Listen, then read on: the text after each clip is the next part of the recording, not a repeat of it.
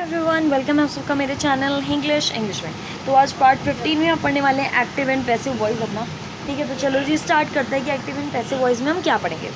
तो वॉइस ना कितनी टाइप्स की होती है? वॉइस होती है 2 टाइप्स की, एक्टिव एंड पैसिव। वॉइस कितनी टाइप्स की होती है? 2 टाइप्स की, एक्टिव एंड पैसिव। ठीक है, एक्टिव का मतलब क्या है? Subject does something. एक्टिव का मतलब है कि सब्जेक्ट कुछ कर रहा है। क्या? सब्जेक्ट कुछ कर रहा है। एक्टिव का मतलब सब्जेक्ट कुछ कर रहा है, एंड पैसिव का मतलब subject is done by something is done by subject, कि कुछ सब्जेक्ट कर रहा है। तो देखो डिफरेंस समझ में आ गया ना। यहाँ पे डायरेक्ट बोल रहे हैं सब्जेक्ट कुछ कर रहा है, यहाँ पे बोल रहे हैं सब्जेक्ट के द्वारा कुछ किया जा रहा है। ठीक है, तो ये जो बाय वर्ड है ना, और ये वर्ब की थर्ड फॉर्म वाला है, ये आपका पैसिव वॉइस में अपना रोल प्ले करेगा। हमेशा याद रखना, एक्टिव पैसिव में सब्जेक्ट बन जाता है ऑब्जेक्ट, और ऑब्जेक्ट बन जाता है subject. Subject object, object subject बन जाता है। इस चीज़ को याद रखना, सब्जेक्ट ऑब्जेक्ट बन जाएगा, ऑब्जेक्ट सब्जेक्ट बन जाएगा। कब? ये है एक्टिव केस और ये है आपका पैसिव केस। क्लियर? ठीक है, एक्टिव पैसिव क्लियर। अब देखो जी, अब नेक्स्ट एग्जांपल देखो। सीता लव्स सविता। सीता लव सविता। ठीक है, ये क्या है आपका? ये है आपका बेटा एक्टिव वॉइस, कि जो सीता है वो लव करती है, पसंद करती है सविता को। ठीक है, सेकंड क्या है? Savita is loved by Sita. Savita क्या, फटाफट से बताओ, पसंद की जाती है किसके द्वारा? सीता के द्वारा। ठीक है, वाई, हु डिड दिस, ये किसने किया? By whom was this done. ठीक है जी, तो आपको समझना पड़ेगा कि एक्टिव क्या, पैसिव क्या। पैसिव में हर पैसिव वॉइस में एक चीज़ कॉमन मिलने वाली है आपको, बाय। ठीक है, मोस्ट प्रोबेबली बाय मिलेगा ही मिलेगा, कुछ एक्सेप्शंस हम वो जो कि पढ़ेंगे। ठीक है, और जो डन है वर्ब की थर्ड फॉर्म तो बेटा सब में मिलने वाली है आपको पैसिव वॉइस में। अब देखो टेंसेस, मैंने एक्टिव के रूल वैसे तो पास हो गए हैं, एक्टिव कहो चाहे आप इन्हें टेंसेस कहो। ठीक है, one of the same thing. ठीक है, और पैसिव अलग चीज़ है। ओके, एक्टिव के रूल जितने भी हैं वो आपके टेंसेस वाले हैं, और पैसिव आपका नया है। ठीक है, तो देखो जी, किसी किसी का चेंज होता है, किसी किसी का नहीं होता, किसी किसी का चेंज होता है, किसी किसी का नहीं होता। सबसे फर्स्ट है simple present tense. Simple present tense का एक्टिव में हम पढ़ चुके हैं बेटा, मैं पहले लिख चुकी हूँ कि जो सब्जेक्ट और जो ऑब्जेक्ट है वो कॉमन रहने वाला है। क्या रहने वाला है? Subject and object. पैसिव में भी ये रहने वाला है, सब्जेक्ट ऑब्जेक्ट कॉमन, लेकिन यहाँ पे ये जो सब्जेक्ट है ये ऑब्जेक्ट है, और ये जो ऑब्जेक्ट है ये क्या है? सब्जेक्ट है। ठीक है, और बाय भी यहाँ पे क्या रहेगा? कॉमन रहेगा। तो सिंपल प्रेजेंट टेंस में एक्टिव में क्या होता है? वर्ब की first form plus S C S कब लगता है? जब सिंगुलर फॉर्म होती है। प्लूरल फॉर्म में आपका एस नहीं लगता है। और पैसिव वॉइस में वही चीज़ क्या जाती है? ईज नहीं तो एम नहीं तो आर, वर्ब की थर्ड फॉर्म। जो आपका ईज एम है वो सिंगुलर फॉर्म में यूज़ किया जाता है, और आर आपका प्लूरल फॉर्म में। याद रखना, एम के साथ हमेशा आई लगता है। एम के साथ क्या लगता है? हमेशा आई लगता है। एम के साथ क्या लगेगा भाई? हमेशा आई लगेगा।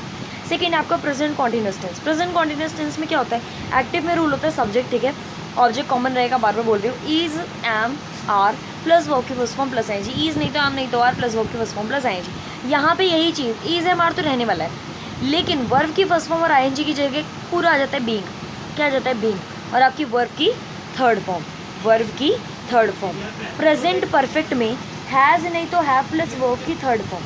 ठीक है, हैज़ नहीं तो हैव प्लस वर्ब की थर्ड फॉर्म। और पैसिव वॉइस में यही चीज़ क्या हो जाता है? हैज़ हैव के साथ जुड़ जाता है बीन प्लस वर्ब की थर्ड फॉर्म।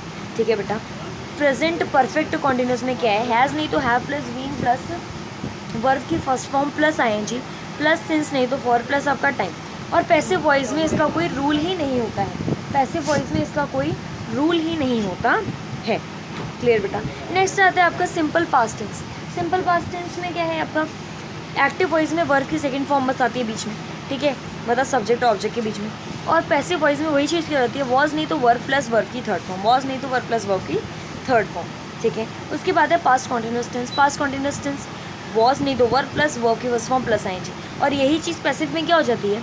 वर्ब की फर्स्ट फॉर्म प्लस आईएनजी की जगह आ जाएगा बीइंग प्लस वर्ब की थर्ड फॉर्म। आपको ये पता है, ये मुझे भी पता है कि जो वॉज है वो सिंगुलर में यूज़ होता है सिंगुलर के साथ, और जो वर है वो प्लूरल के साथ यूज़ होता है। पास्ट परफेक्ट टेंस की अगर हम बात करें तो हैड प्लस वर्ब की थर्ड फॉर्म। ठीक है, और वही चीज़ पैसिव वॉइस में क्या हो जाती है भाई? हैड बीन प्लस वर्ब की थर्ड फॉर्म। बेटा आपका पास्ट परफेक्ट कॉन्टिन्यूस टेंस जो है उसका रूल होता है हैड बीन प्लस वर्ब की first form plus ING plus since नहीं तो फॉर प्लस टाइम। ठीक है, मैं एक्टिव मतलब ये रूल सिर्फ ऐसे बता रही हूँ, सिर्फ चेंजेस के मतलब से। ठीक है, इस चीज़ को याद रखिए, क्योंकि मैं एक्टिव वॉइस का पूरा क्या कर चुकी हूँ, पहले पोस्ट कर चुकी हूँ रूल्स एंड यूजेस दोनों के साथ, ठीक है। उसके बाद इसमें आपका कोई रूल नहीं होता है, एग्जिस्ट ही नहीं करता है, मतलब याद रखना किसी भी स्टेट में पास्ट परफेक्ट कॉन्टिन्यूस के रूल्स एग्जिस्ट नहीं करेंगे। आगे देखो जी, आपके जो ये मॉडल्स होते हैं can, could, may, must, might, ठीक है, तो इनके साथ आप हमेशा एक्टिव वॉइस में क्या करते हो, बस वर्ब की फर्स्ट फॉर्म लगाते हो। लेकिन यही चीज़ अगर पैसिव वॉइस में होगी तो आप बी प्लस वर्ब की थर्ड फॉर्म यूज कर देते हो। क्या कर देते हो, बी प्लस वर्ब की थर्ड फॉर्म।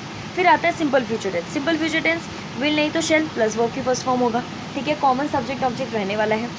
और अगर आप इसको पैसिव वॉइस में करोगे, ठीक है, तो क्या होगा, विल नहीं तो shall plus be plus verb की थर्ड फॉर्म, प्लस वर्ब की थर्ड फॉर्म। अब बेटा आपका है आपका फ्यूचर कॉन्टिन्यूस टेंस क्या है, विल नहीं तो shall plus be plus verb की फर्स्ट फॉर्म प्लस आईएनजी। यही चीज़ अगर मैं पैसिव भी चेंज करूँ तो इसका कोई रूल ही एग्जिस्ट नहीं करता है।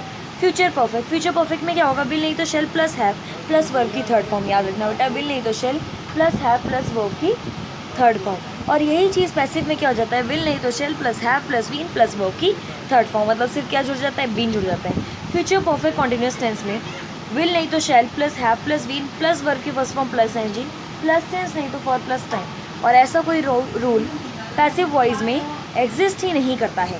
एक्टिव पैसिव में आपको कुछ चीज़ों का याद रखना पड़ेगा। जब हमें पता है कि जो सब्जेक्ट है वो ऑब्जेक्ट में चेंज हो जाता है और जो ऑब्जेक्ट है वो बन जाता है आपका सब्जेक्ट, तो डेफिनेटली जो सब्जेक्ट है वो ऑब्जेक्ट होके क्या बनेगा ये भी तो देखना पड़ेगा ना। तो हु बेटा आपका बन जाता है हु आपका क्या बन जाता है हु। आई आपका बन जाता है मी, आई क्या बन जाता है मी। ही बन जाता है आपका हिम, यू बन जाता है आपका यू का यू ही रहता है। वी बन जाता है आपका अस, शी बन जाता है आपका हर, दे बन जाता है देम, इट इट ही रहता है, ठीक है। तो दो चीज़ें जो वैसी रहेंगी, यू का यू ही रहेगा और इट का इट ही रहेगा, ठीक है। अब कुछ थोड़ा सा जो अलग सा है उस चीज़ को समझो बेटा। दो ऑब्जेक्ट्स हो सकते हैं आपके, अगर किसी भी सेंटेंस में दो ऑब्जेक्ट आ रहे हैं, क्या आ रहे हैं, दो ऑब्जेक्ट आ रहे हैं। एक आपका डायरेक्ट है, ठीक है, जो डिनोट करता है किसी थिंग को। डायरेक्ट का मतलब क्या है, जो सिर्फ किसी थिंग को डिनोट कर रहा है। और indirect, to whom something is given, मतलब यहाँ पे पर्सन की बात आ जाती है, ठीक है, ही हिम, ठीक है, या फिर किसी पर्सन का नेम आ गया। तो टू ऑब्जेक्ट्स अगर आपके किसी भी एक्टिव पैसिव वॉइस के सेंटेंस में आ रहे हैं तो आप उनको कैसे चेंज करोगे, सबसे बड़ा ये क्या होता है भाई, डाउट होता है। तो देखो एक्टिव वॉइस में क्या बन रहा है, the guard refuse him admittance. तो यहाँ पे देखो हम एडमिटेंस से भी स्टार्ट कर सकते हैं और हिम से भी, ठीक है। एडमिटेंस डिनोट्स अ थिंग, ठीक है, डायरेक्ट ऑब्जेक्ट है, और हिम क्या है आपका इनडायरेक्ट ऑब्जेक्ट है, क्योंकि to whom something is given. तो यही चीज़ पैसिव वॉइस में आप दो तरीके से कर सकते हो। कैसे, दो तरीक़ों से। जैसे admittance was refuse to him by the guard, ठीक है, आप एडमिटेंस से स्टार्ट कर दो, admittance was refuse to him by the guard, ठीक है। या फिर आप हिम, मतलब आपका जो ऑब्जेक्ट है यहाँ क्या बन जाएगा, सब्जेक्ट बन जाएगा ना, क्या बन जाएगा, सब्जेक्ट। तो he was refuse admittance by the guard. तो ये दो तरीके हैं सेंटेंसेस को बनाने के, जब आपके दो ऑब्जेक्ट्स आ रहे हैं, टू ऑब्जेक्ट्स आ रहे हैं, डायरेक्ट एंड इनडायरेक्ट। क्लियर बेटा। अब ये जो आपका विद बाय है, इसका बड़ा यूज़ रहता है भाई, ये विद बाय, ठीक है। तो आप हमेशा याद रखना, जो विद है वो हमेशा किसी इंस्ट्रूमेंट के साथ यूज़ होगा, और जो बाय है वो पर्सन के लिए यूज़ होता है, वो जो बाय है वो पर्सन के लिए यूज़ होता है। लेकिन इसमें एक एक्सेप्शन है, क्या, वॉच, जो कि नॉन लिविंग थिंग है, जो कि इंस्ट्रूमेंट है, लेकिन उससे ज़्यादा बाय यूज़ करते हो। सिर्फ एक ही एक्सेप्शन है, उसके अलावा कोई भी एक्सेप्शन नहीं है। विद को आप इंस्ट्रूमेंट के साथ यूज़ करोगे, बाय को आप पर्सन के साथ यूज़ करोगे, वॉच के साथ हमेशा आपको बाय यूज़ करना है। चलो जी, आज का सेशन भाई एंड करते हैं, छोटा सा सेशन था। आई होप आप सब कुछ समझ में आ गया होगा। So thank you so much भाई। प्लीज़ यार लाइक शेयर एंड सब्सक्राइब कर दो चैनल को। इंग्लिश अब तो नाम सबके ज़बान पर रट चुका है, मेरे को पता है, ठीक है। चलो जी, थैंक यू सो मच।